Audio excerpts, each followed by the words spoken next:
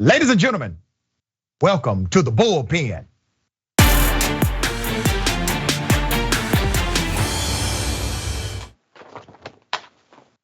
My dear brother, my friend, politically misguided, yes, but he has some redemptive qualities.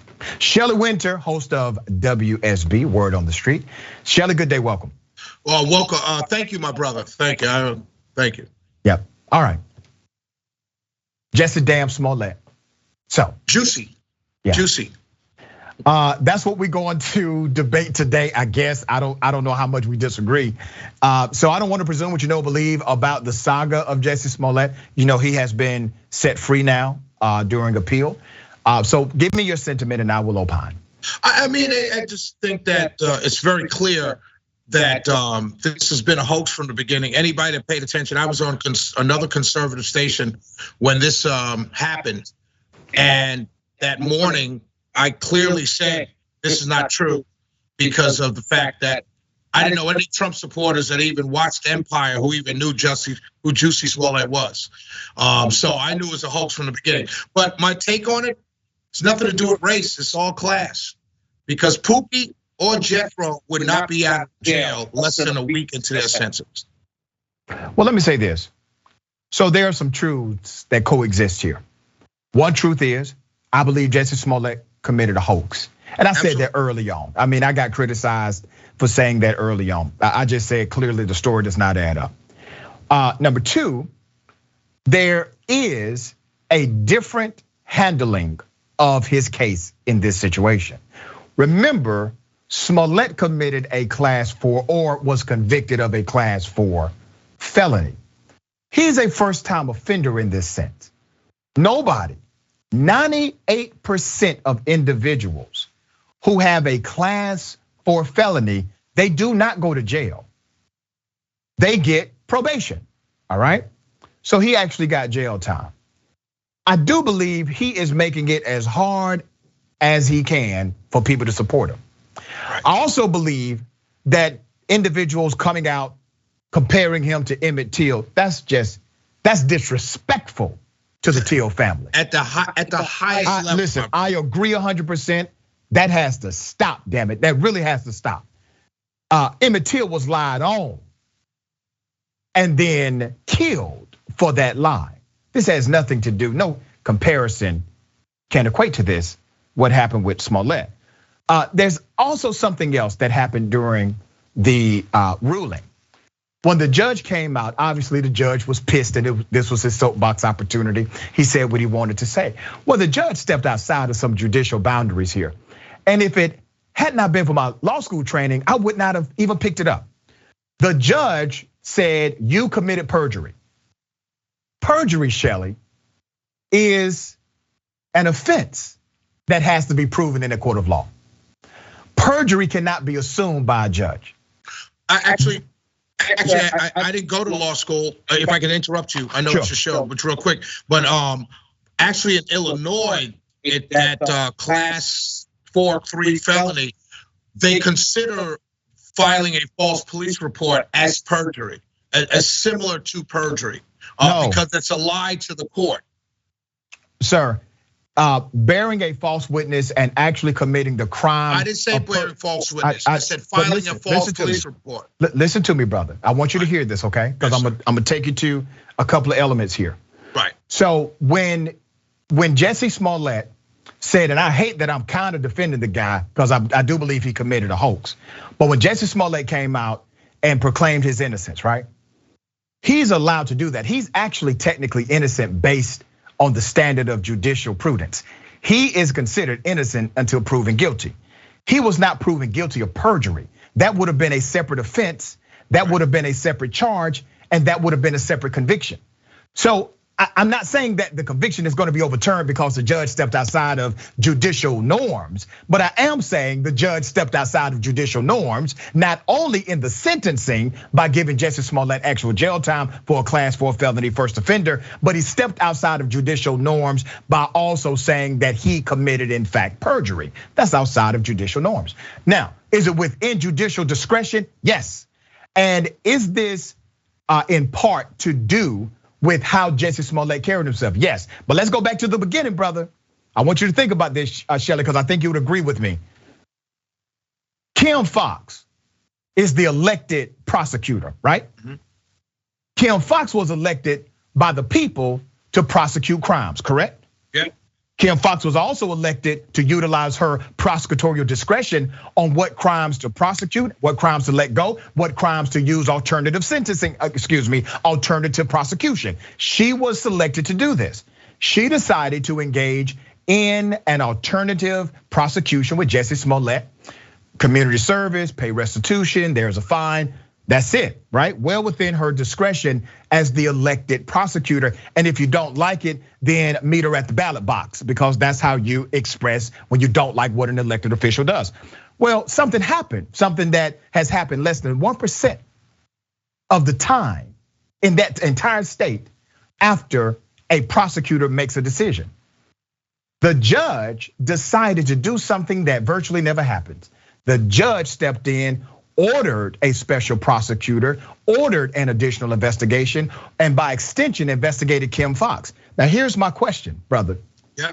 Why have we not seen judges step up like that when innocent civilians are killed by members of law enforcement, and it's obvious that the DA made a bad call or decided to look the other way? Why haven't judges utilized their discretion and resources and amazing judicial authority to look into those cases and say, I do not agree with the DA, I am appointing a special prosecutor? I totally agree with you. Okay. On that situation.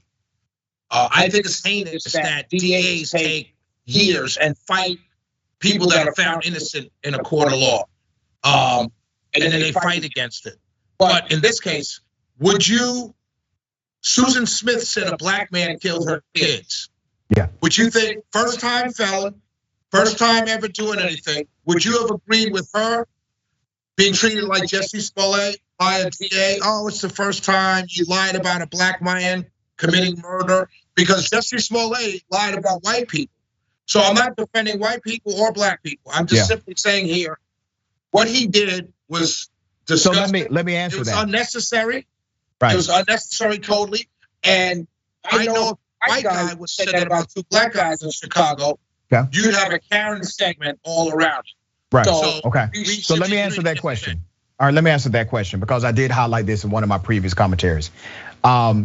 Amy Cooper, who committed a hoax, said a black man attacked her when a black man was simply watching birds. The prosecutor even said what this was a hoax. It was a false police report. She weaponized her whiteness, and a lot of what we call the anti-Karen laws were passed because of the prominence of that case. Well, she got all of her charges dropped.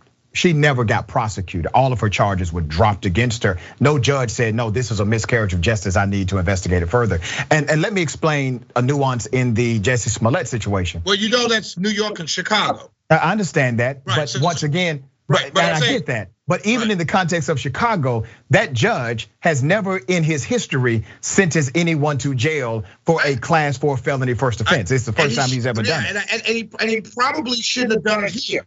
I don't think any of us that laughed at Jussie Smollett for this whole entire episode ever want to see him go to jail. All right, so we can agree. I would like to see Smollett do something redemptive. I personally would like to see him come clean about it. I don't think he's going to do that. But another dynamic that I think is interesting in this saga is the reality of how the judicial system stretched itself in order to prosecute Jussie Smollett, who in fact engaged in a criminal conspiracy with 2 other individuals to pull off this hoax. Well, 2 of those people turned state, as they say, against Smollett, but they were all involved in a criminal enterprise in order to pull off the hoax. Now, I get it. There should be a penalty for Smollett. What he did, Shelley, was violate our trust. Right. And he wanted to exploit issues such as race. He wanted to exploit real victims that have been subject to victimization because of their sexual orientation, etc. He did that, and there should be a penalty for that. So there's a judicial penalty, and then there's a societal penalty. So yes, he has to pay back every penny that they spent to investigate that foolishness. All right, I agree. And the maximum penalty, community service. But once again, the original prosecutor was taken out of her authority for this one person. I think it just needs to happen more when it's a more serious crime, more serious impact to the world. That's all I'm saying. If somebody dies and the DA didn't investigate it nor decided to launch an exhaustive search, there needs to be a judge that says, no, damn it, we're not gonna let that stand. I have the authority to do something else. Or you have, in our situation, a governor who extends the special prosecutor status to a Republican attorney general in the name of Chris Carr, who goes after the Arbery case because the DA didn't do her job. So that's what happened here in Georgia. So I agree with you, it should happen more. But once again, no, that's not actually comparable. Only because the judge in Georgia did not order it. This happened. I'm telling you that people should step in, and I'm giving you an example of where it happened. But with the Jussie Smollett case, if you don't have sitting senators tweeting out the night after, then you don't get all of this. If Kamala Harris, Cory Booker said, this is why I wrote the anti-lynching law. So when you take it to the next level, then everyone has to take it to the next level. So let me say this, enter Dan Webb. Let me say this, Shelley. The people that responded, like Senator Booker, now Vice President Harris, they were responding, in my opinion, out of a good faith belief that Brother Jussie would not simply make up such an extreme story. You knew he made it up. I'm from Glenwood Road. You know I knew he made it up. Right. I knew he made it up immediately. So my sitting senators that is now a vice president should have known that. But my point is when they step in, that's what creates all the other. So are you saying? I'm not saying it's okay. No, I'm not saying it's okay. That's not my point. Okay. But are you saying that if it would not have been, like, let's say it's still Jussie Smollett, he's still a major actor. No, he's Empire.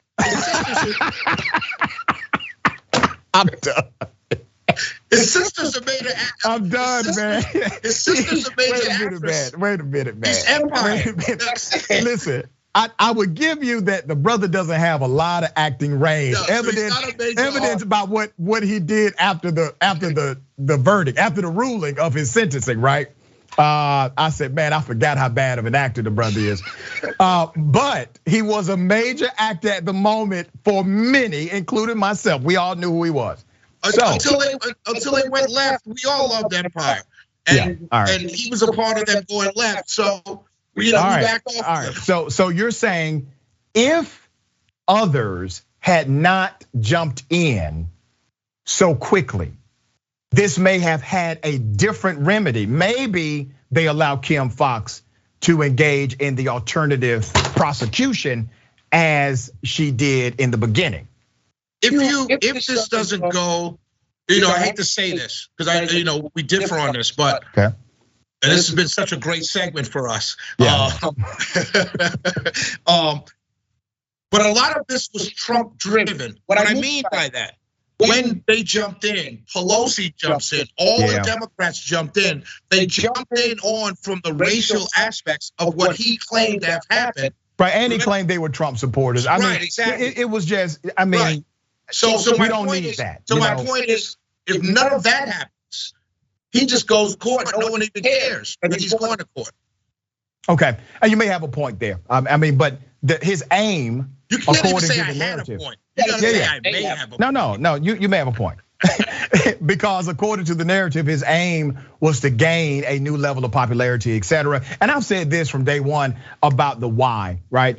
This is obviously a guy, in my opinion, who doesn't believe in his own talent. Because if you believe in your own talent, you don't do all of this in order to make yourself relevant because you believe in your own talent. My brother, thank you. All right, have a great weekend, all that good stuff. We're gonna get together and do something for the teens in the Atlanta community. And I'll talk to you offline about that. You gonna get a team? Are you gonna get a team? I think so. I think I get a team. How many do we need for the basketball team?